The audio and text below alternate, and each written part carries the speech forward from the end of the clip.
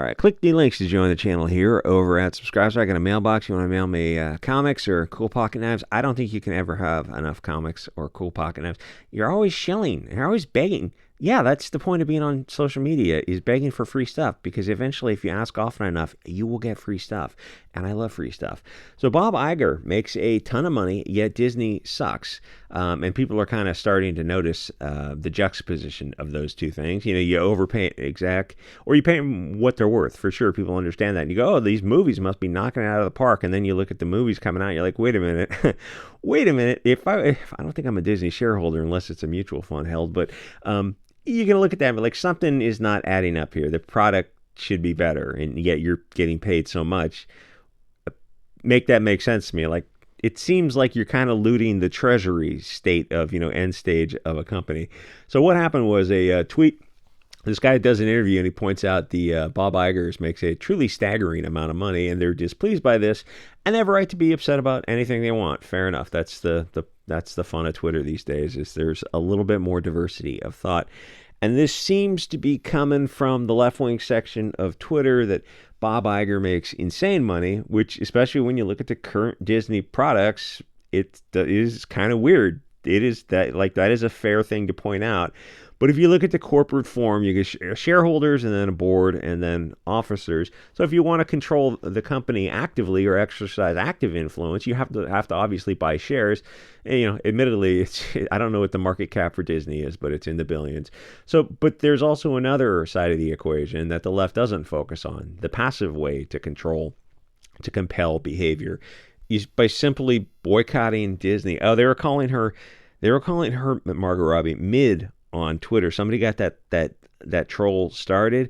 So Newsweek did an article on Margot Robbie calling her mid, and then someone else pointed out, the reason Barbie is probably going to be successful is because Margot Robbie's old enough now. She's still hot, don't get me wrong. She's still very well put together, but she's old enough now that she's no longer threatening to women, so they can watch the movie, because she's over a certain, I don't know how old she is, but she's over that certain age limit where she's not a threat anymore. Anyway, the thing is, simply boycotting Disney is like, that's pretty easy to do, and it would save you money. It's like the people who complain about losing weight, and special foods in a gym. Nah, just take the stuff you're eating now and eat less of it. That's all you got to do to start, and you'll actually save money. And I can promise you will burn that fat. Anyway, so boycotting just never crosses their mind. If income inequality really bothers you, and I can see their point, there's something weird about these, lizard people at Disney who are paying this guy crazy amounts of money, and then you look at the movies, you're like, I'm not seeing how this is making sense. All you got to do is stop paying for Disney Plus. I think there's 100 million members on Disney Plus, or their big screen movies, or their merchandise, or their theme park. If you want to go further than that, you can look at the subsidiary brands. I think they own Fox and a bunch of other companies. If you want, you can boycott them also. The thing is, it's not hard. You don't need Disney at all. It's an entertainment company. It's not there's not the one rice company in town that you need to survive. They've got a theme park, which, admittedly, you're not going to fly to Florida or Southern California to get to, but big screen movies are probably, or they used to be a huge deal for Disney, at least before they went just insane. And Disney Plus, I'm saying that it's all just pop culture, mental soy slop. You don't need it at all. And it's not that hard to give up, because it's not good. It's like, I know the left says it's a left versus right wing thing, but then you look at the left and go, oh, so presumably you're paying to watch these shows. And it turns out, not really. That panda movie where the girl turns into a panda, I think it lost $169 million. Something just crazy. Lose over $100 million is truly impressive. And there's no shortage. Like, The Little Mermaid hasn't broken even yet. It probably will just break even, and Shang-Chi will break even. There's a bunch of other movies like, $50 million loss on this movie, $10 million over here. Like, yeah, movies are supposed to be profitable. You're not supposed to, oh, thank God, Shang-Chi finally crossed over and broke even. Like, that's not how return on investments work. The shareholders are, why don't you make movies and make profit? Because we have to dial down the woke. So the thing is, there are two reasons they don't simply, wow, I don't have a Instagram on this phone. They don't simply boycott because they want to change the pay by law. Yet they don't seem to be as interested in the antitrust aspects of things, which I would think more people would be interested in. It's amazing what the media can get you to focus on, and then what they can get you to focus away from. probably to set a cap on max salaries for corporations, which, maybe, just because we're on the right, it's like the neocons would be against that, but people who aren't neocons and are still on the right would say, oh, maybe you have a point with that. But that thing is, that's an active thing. You're trying to compel other people's behavior.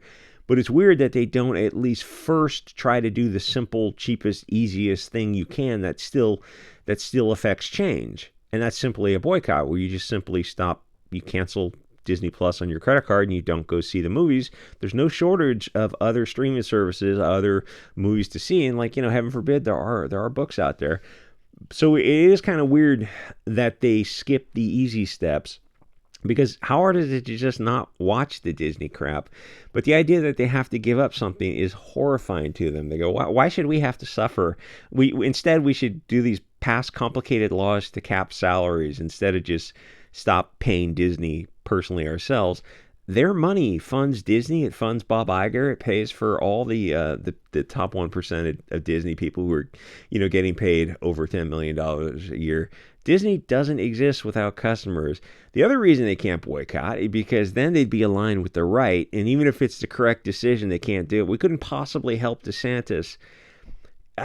Things can be more complicated. I don't think anything is going to help. If you're talking about the national race, then there's nothing that's going to help DeSantis. I don't know if you've been following Mike Pence. There's nothing that's going to help Mike Pence either. Wow. Talk about watching somebody get nuked from orbit. If you're on Twitter, go follow Mike Pence's tweets. Holy cow. He gets low interaction and gets ratioed on everyone. Like, whether you're on the right or left, Trump is going to be the guy for the right. And anyone who tries to come up against that, and I'm not saying to support him or not. I'm just saying, clearly he's the front rider. It's just you're just wasting time and money to support somebody else. So Disney has become a left versus right issue. I think it kind of started in 2015 with the Disney Star Wars came out. People were expecting the Pirates of the Caribbean series of movies, that kind of just fun, simple movies that Disney did really well. And then 2015 came out and you're like, oh, it became an older, more conservative crowd, the fathers and the grandfathers who were on board with Star Wars, versus the younger crowd, because the older crowd said they weren't into it. The younger crowd had to say they were into it, but it's it didn't result in sales of merchandise. So no, you were not really into it. The thing is, Disney is pushing a left-wing degenerate agenda. So the right is boycotting them for that, but the left won't boycott Disney for the pay inequality, which is if you believe in that, it's just the simplest thing to do, and it's weird they just step right over that point. They can't do anything the right does, even if it's clearly the correct decision, and they're in this messy predicament because the left keeps going left, and they have no end point. The right has a destination, closed borders, clean, safe neighborhoods. They can build a society and say, okay, this is the arrival point. We're satisfied when we get this. But the left gets something, and then they keep going left. It's just the destination in a direction. They have no actual. They never actually get to their destination in their search for we got to get rid of another 100 million records of progress. Wait, you mean starve them to death like you've done in the past? Yeah, they're wrong thinkers. Fabulous. Including what you're seeing now, where the left is kind of leaving the far left. The far left is leaving the moderate left behind. And those people, I don't think they're going to join the far extreme Chad-based friendly right, but they're looking at the toxic left wing and they're wondering, why don't we cut them loose? And what's going on with the left and somewhat with the moderate right is the people don't control the movements, where if you're on the moderate left, you look at the institutional investors, the media, the government, and the social media, these very wealthy, powerful nexus points are the ones who are controlling the far left to drag it further left, even what seems like obviously to their detriment, where the moderate left is looking at that and go, wait a minute, we don't like all this, a lot of the stuff with the BLT stuff is a bridge too far for the moderate left, and people are kind of slowly speaking up against it now. But the people don't, the people are not represented, whether you're on the left or right, by their representatives. It's the same for the right. The people of the right are much further right than any representatives, but the people of the left, I think, are further right than their representatives, but more importantly, their institutional investors, the State Street, Vanguard, BlackRock, that kind of thing. So the trans thing is a good example. It's a winning issue is gay rights is what about lesbians? refer to South Park for that, is a winning issue because 90% of people are fine with a live and let live attitude with that. The trans thing is a losing political issue because 95% of people are not on board with that, not with the stuff that's going on now. But they're not cutting that loose. They're embracing it. And the moderate left is wondering why. I mean, the institutional left, the 1% is embracing that, but the people are not, including people on the left are looking at this and going like, yeah, we don't really need to spend these resources with what's going on now with the teachers union. And what's in schools. Hey, Lib's a TikTok. She's doing the Lord's work. So here's the thing. The people on the left don't control the left. They're manipulated by these huge money puppet masters. But the farther right you go, it's different. It's more decentralized. And decentralization favors free thinkers. It favors the right because centralized power is what the left wants because they want to control that one nexus point, that one pivot point, because you can subvert, control, blackmail, or bribe one pivot point, or decentralized pivot points. It's just impossible to control.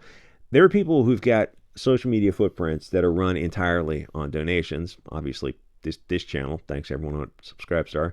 Someone's sending me a tablet. That will be awesome. And they're making huge impressions. Admittedly, not this channel, but you can get on social media and you can do what you can. But there are people out there who are definitely moving the needle on the right. The left wing is overflowing in money. They have every institutional investor, and they're having a hard time getting traction because their message is artificial. And people are starting to feel that something is wrong with the left wing. It's AstroTurf versus grassroots, where they can't even see something easy and just join the right wing on things where they have common ground, like being against grooming kids or drag story hour or boycotting Disney, because the puppets that pull the strings on the left and fund them kind of semi-secretly behind the scenes won't allow them to join the left. They have to keep people at odds and conflict as much as possible, because most reasonable people will go, okay, wait, we have similarities here.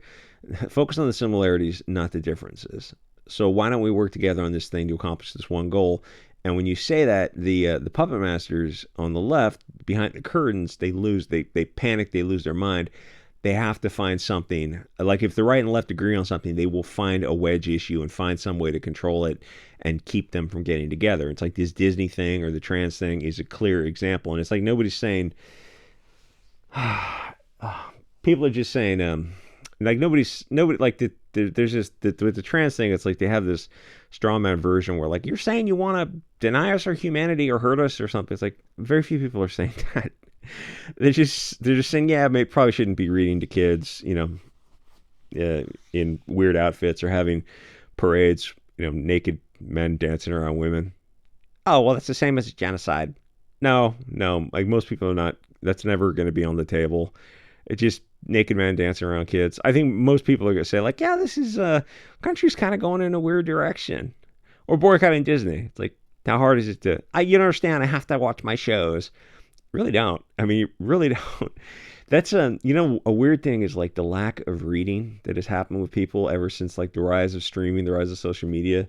And you think about like how much people read nowadays, and they like compared to like the average 25-year-old in say 1980, 1990, even 2000, like how much they were reading. And then you look at what it is now, it's like it's all this short attention span stuff. And it's really terrifying because you need to be able to analyze things from books, because there's a density of information and a complexity of writing that's only found in paper books.